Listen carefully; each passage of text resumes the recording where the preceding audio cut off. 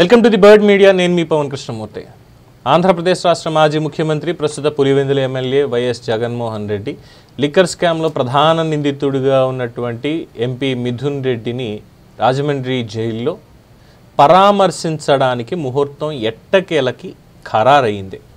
ఈ నెల 25వ తేదీన లాంఛనంగా, అంటే కేవలం మిథున్ రెడ్డిని మాత్రమే పరామర్శించాలి అనేటువంటి ఒక సాకు కాదు, కానీ మిగతా నిందితులు ఎవరైతే ఉన్నారో రాజమండ్రి సెంట్రల్ జైల్లో ఉన్నటువంటి వాళ్ళు, ఈ లిక్కర్ స్కామ్ల నిందితులు, వాళ్ళని కూడా పరామర్శించాలి, లేదంటే వెళ్ళలేదు అన్నటువంటి పేరు వస్తుంది అంటూ చాలా గ్యాప్ తర్వాత ప్రజల్లోకి వెళ్ళేటువంటి ప్రయత్నాన్ని మళ్ళీ చేయడానికి ఈ ములాఖాత్ను ఉపయోగించుకుంటున్నారంటే జైళ్ల సందర్శన అనేది ఆయన నిర్విరామంగా చేస్తున్నారు, దాదాపుగా ఎన్నికల్లో ఓడిపోయిన దగ్గర నుంచి అనేది బయట వినిపిస్తున్నటువంటి మాట. ప్రజల్లోకి ఎప్పుడు వచ్చారంటే బుడమేరు వాగు పొంగి ఆ రోజు అక్కడ కబ్జాలు చేసి మొత్తానికి దాని నైసర్గిక స్వరూపాన్ని మార్చేసి ఏదైతే సింగనగర్ దాకా వరద నీరు వచ్చిందో ఆ వచ్చినటువంటి దానికి ఇబ్బంది పడ్డ కారణంలో అప్పుడు ప్రజల్లోకి వచ్చారు. తర్వాత మొన్న బంగారుపాళ్యంలో మామిడి రైతులకు సంబంధించి ఏ స్కిట్ చేశారు ఏంటనేది చూసాం. అలాగే ఆ రోజు ఎంతమంది చనిపోయారు అనేది అందరికీ తెలిసిందే. తర్వాత ఎటువంటి వ్యాఖ్యానం చేయించారు అనేది కూడా తెలిసిందే. ఇలా వరుసగా ఆయన పరిధి దాటి ఎమ్మెల్యేగా ఆయనకున్నటువంటి పరిధి దాటి చేస్తున్నటువంటి ఈ ప్రచారాలు కావచ్చు, లేదంటే పర్యటనలు కావచ్చు, విషాదాన్ని మిగులుస్తున్నాయి. కానీ ఈ విషాదంలోనే వాళ్ళు వినోదాన్ని వెతుక్కుంటున్నారంటూ తెలుగుదేశం పార్టీ మరియు కూటమి నేతలు ఆరోపణ చేస్తున్నారు. ఎంతటి విషాదంలో అయినా సరే వినోదాన్ని వెతుక్కునేటువంటి క్రమం వాళ్ళకి తప్ప ఇంకోటి లేదు అని చెప్పి.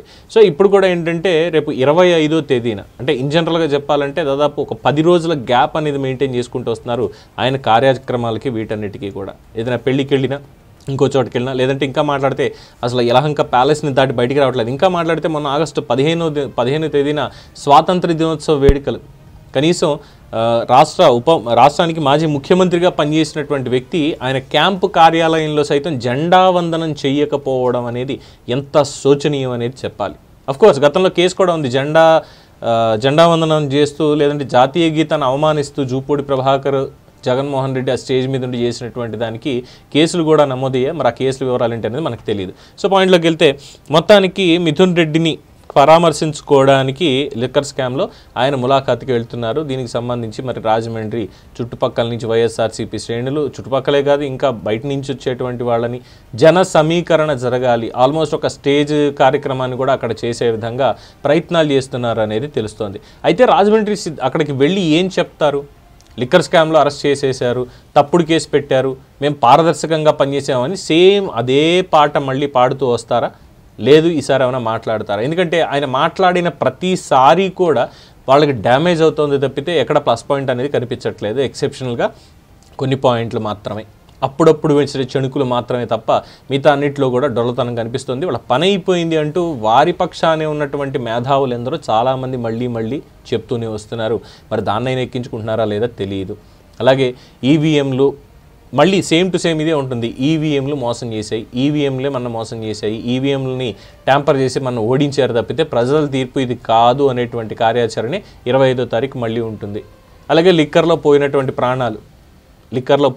ప్రాణాలు గోదావరి జిల్లాల్లో, దానికి సంబంధించి మాట్లాడతారంటే అబ్బే లేదు, మేము షాపుల్ని 4000 షాపుల్ని 2900 దాకా తీసుకొచ్చాము, బెల్ట్ షాపులు అనేవి లేకుండా చేశాము, నాణ్యమైన లిక్కర్ని అమ్మించాము, మధ్య నియంత్రణ చేశాము, మేము నిషేధం చేయకుండా హామీ ఇచ్చినప్పటికీ కూడా అక్కచెల్లెమ్మలకి ఆ డబ్బులతోటే బటన్ నొక్కి మరి నేను డబ్బులు సంపాదించి పెట్టాను, నేను వాళ్ళకి పంచిపెట్టాను, ఇదే కార్యక్రమం పెడతారు, అయిపోతుంది. తర్వాత మళ్ళీ సేమ్ రెడ్ బుక్ రాజ్యాంగం, రప్ప ఈ మధ్యకాలంలో జరిగినటువంటివి. తర్వాత ఇటీవల కాలంలో రాహుల్ గాంధీ మాట్లాడు హాట్ లైన్లో ఉన్నారు కాబట్టి అనేది మొన్న మాట్లాడిన ప్రెస్ మీట్ సారాంశం మళ్ళీ దాన్ని తీసుకెళ్ళి 25వ తారీఖు అదే రోజు మాట్లాడడం, కేసులు పెడుతున్నటువంటి దాన్ని, ఇక అంది వచ్చినటువంటి కొన్ని ఆయుధాలు, ఎమ్మెల్యేలు చేస్తున్నటువంటి కొన్ని ఆరోపణలు, లేదంటే వాళ్ళ నోటి దురుసు, వీటితో మాట్లాడినటువంటివి మళ్ళీ తీసుకెళ్ళి వాటితో తప్పుడు ప్రచారం. అమరావతి మునిగిపోయింది, అమరావతిలో ఏమి కట్టట్లేదు, 3 రాజధానుల అంశం మనది, వీటి మీదే మనం మాట్లాడాలి, ఈ రకమైనటువంటి ధోరణి ఉంటుంది. అంతే తప్ప కొత్తగా మాట్లాడతారనుకోవడంలో ఏం లేదు. ఇక కోనసీమ, మిగతా గోదావరి జిల్లాల అభివృద్ధికి మేము అంత చేసాం ఇంత చేసామని మాట్లాడతారు, కానీ ఇప్పుడు కూటమి ప్రభుత్వం ఏం చేస్తోంది అనేది ఆ రోజు చెప్పడానికి ఎలాగో వీళ్ళ దగ్గర డేటా కూడా ఉండదు. 100%. ఎందుకంటే ద్వారంపూడి చంద్రశేఖర్ రెడ్డి తిట్టినటువంటి బూతులు గుర్తుపెట్టుకున్నారు, జక్కంపూడి చేసినటువంటి అరాచకాలు గుర్తుపెట్టుకున్నారు. ఇలా చెప్పుకుంటూ పోతే ఎంతోమంది ఉభయ గోదావరి జిల్లాల్లో, ఉమ్మడి జిల్లాల్లో వీళ్ళు చేసినటువంటి అరాచకాలని గుర్తుపెట్టుకున్నారు. కాబట్టే ప్రజలు బయటికి గెంటేశారు అన్నటువంటిది వీళ్ళకి అవసరం లేదు. కానీ మిథున్ రెడ్డిని అక్కడికి తీసుకెళ్ళి మీటింగ్ పెట్టి ఆయనకి రాజభోగాలు అందుతున్నాయా లేదా, ఆయనకి ఏమేమి ఇస్తున్నారు, లోపలంతా ఆయన చెప్పినట్టే నడుస్తోందా లేదా, ఈ రకమైనటువంటి వ్యాఖ్యానాలు జగన్మోహన్ రెడ్డి దగ్గర నుంచి ఈసారి కూడా మనం ఎక్స్పెక్ట్ చేయొచ్చు. యథాతథంగా మళ్ళీ మొదటి నుంచి చివరికి వచ్చేసరికి మళ్ళీ ఈవీఎంల మీద పడ్డాం 100%. అయితే ఒక పాయింట్ ఇక్కడ గుర్తు చేయదలుచుకున్నా, పట్టభద్రుల ఎమ్మెల్సీలు 3 స్థానాలు మొత్తం, అలాగే ఎమ్మెల్యే కోటా ఎమ్మెల్సీ సార్వత్రిక ఎన్నికల కంటే ముందే జరిగింది. ముందే అసలు కూటమి పొత్తు అనేది లేకుండానే తెలుగుదేశం పార్టీ వాళ్ళ దాన్ని కైవసం చేసుకోవడం జరిగింది.